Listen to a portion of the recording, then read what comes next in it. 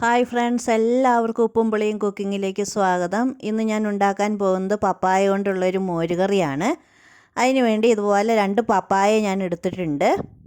അത് നമുക്ക് തൊലിയൊക്കെ കളഞ്ഞൊന്ന് വൃത്തിയാക്കി എടുക്കാം. ഈ പപ്പായ മോരുകറി കൂട്ടാൻ നല്ല ടേസ്റ്റാണ്. അപ്പോൾ അതിൻ്റെ തൊലിയൊക്കെ കളഞ്ഞ് ഇതുപോലെ പീസുകളാക്കി നമുക്കൊന്ന് എടുക്കാം.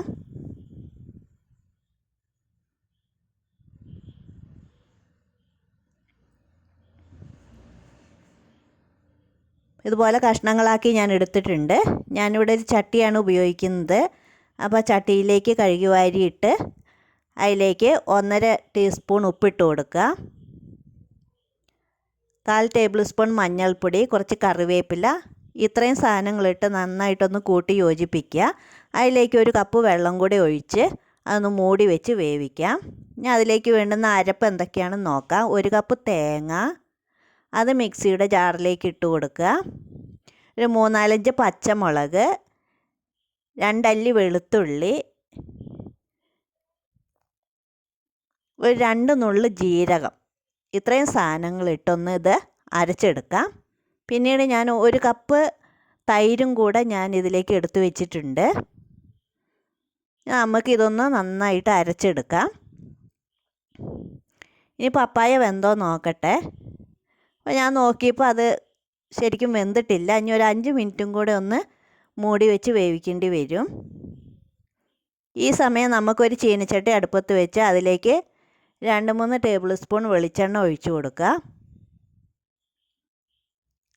അതിലേക്ക് 1/2 ടേബിൾ സ്പൂൺ കടുക് ഇട്ട് പൊട്ടിക്കാം. കടുക് പൊട്ടി വരുമ്പോൾ 1/2 ടേബിൾ സ്പൂൺ ഉലുവ കൂടി ചേർത്ത് കൊടുക്കുക.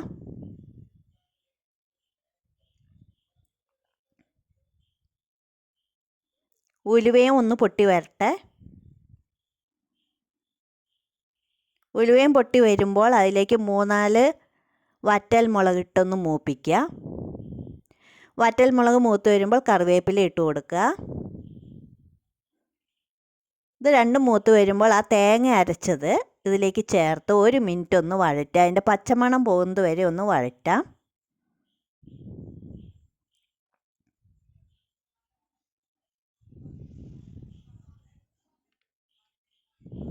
കാൽ ടീസ്പൂൺ മഞ്ഞൾപ്പൊടിയും കൂടെ ചേർത്ത് വഴറ്റുക.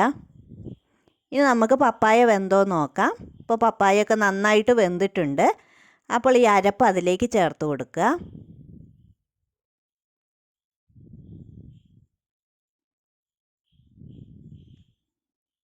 കുറച്ചും കൂടെ വെള്ളം ഒഴിച്ചിട്ടുണ്ട് ഞാൻ. ഒരു കപ്പ് വെള്ളം കൂടെ ചേർത്ത് ഒന്ന് മിക്സ് ചെയ്യുക. ഇനി തൈരും കൂടെ അതിലേക്ക് ചേർത്ത് കൊടുക്കുക. ഉപ്പ് ആവശ്യമുണ്ടെങ്കിൽ ഉപ്പ് ചേർത്ത് കൊടുക്കാം. ഇനി നന്നായി ഇളക്കിക്കൊണ്ടേയിരിക്കുക. നന്നായിട്ട് ചൂടാകുന്നവരെ ആവി വരണത് വരെ ഇളക്കുക. തിളയ്ക്കേണ്ട ആവശ്യമില്ല. ചിലപ്പോൾ തിളച്ച് അത് പിരിഞ്ഞു പോകും. ചൂടായി വരുന്തോറും അത് നല്ല മഞ്ഞ കളറായിട്ട് വരും കറി. അപ്പോൾ നമ്മുടെ പപ്പായ മോരുകറി ഇവിടെ റെഡി ആയിട്ടുണ്ട്. എല്ലാവരും ചെയ്ത് നോക്കുക. Thank you.